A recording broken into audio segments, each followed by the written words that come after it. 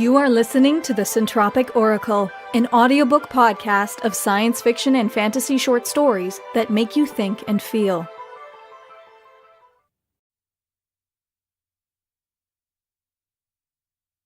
Lost Girls by Hilary Fotino. Peter had told Wendy that girls didn't get to Neverland nearly as often. They simply didn't get lost like boys did. And he was right. And he was wrong. Baby girls don't get lost. It's the older ones who sometimes find themselves straying. It starts when they put their hair up and let their skirts down. Some of those young women find themselves walking down the roads they were forbidden to tread, dreaming the dreams they were told to never have. Sometimes these young women puzzle out which is the second star to the right, and sometimes they go back to help the lost girls left behind. Meredith wouldn't say she was lost, though her parents certainly would have if anyone had asked them. She hadn't felt lost since the day years ago when she had first climbed aboard the ship that had appeared at her window, and the captain had promised her she was safe. Now she fished in the pocket of her trousers and pulled out a silver compass. With luck, tonight the Lady Moon would guide them to another lost girl so they could bring her home. The needle spun for a moment as she laid it level in her palm, and then pointed steadfastly. With a smile, Meredith nodded and shouted back, "Captain, she shows due west." The captain was a tall woman with wild curls, bold manners, and a fierce protective streak when it came to her crew. She smiled now at Meredith and turned the ship to their new heading. "We chase the setting sun then. Mary, keep us on course." Susan had done everything right. She had put up her hair and let down her skirts. She had discovered society parties and boys and followed all the rules. The problem was simple. She wasn't happy. She was cold and confused and distant.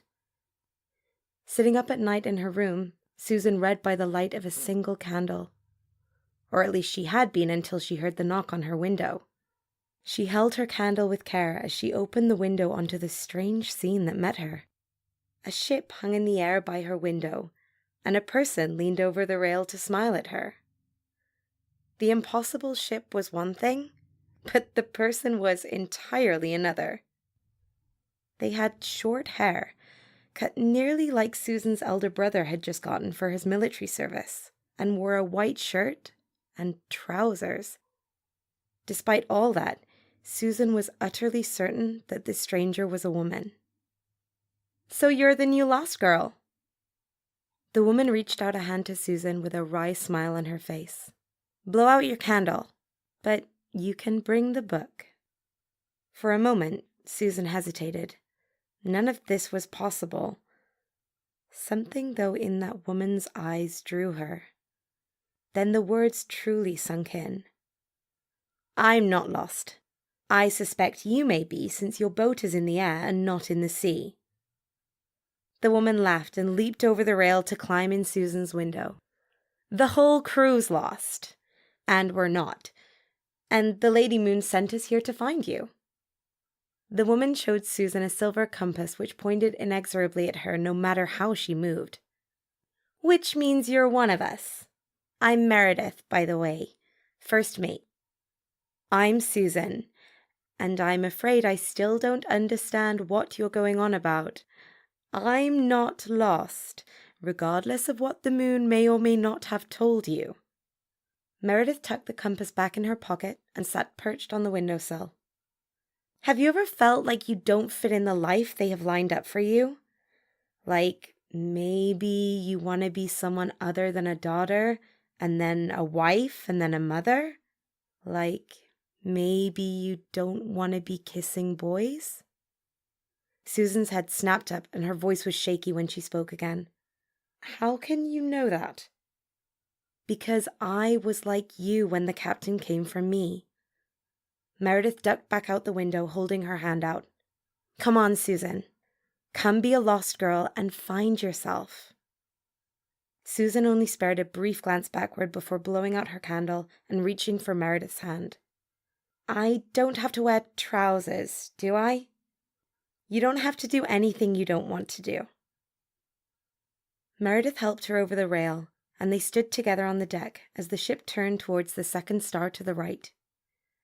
Susan watched as the lights of her childhood home vanished behind them, turning away when she could only see darkness below her. Then she reached for Meredith's hand. "Will you help me? Until I know the ship and the crew and how things are." She added the second part in a rush, a blush coloring her cheeks. Meredith smiled and kissed Susan lightly on the cheek. "Gladly." The moon gilded the ship and the women who crewed her silver as they journeyed through the night, and she smiled. Another of her daughters had made her way home.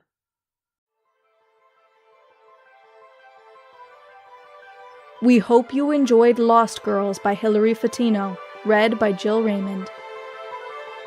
If you'd like to make a donation to the author and narrator of this story, check out the story page link in the description and click the PayPal donate button, or pledge your support to us directly on Patreon.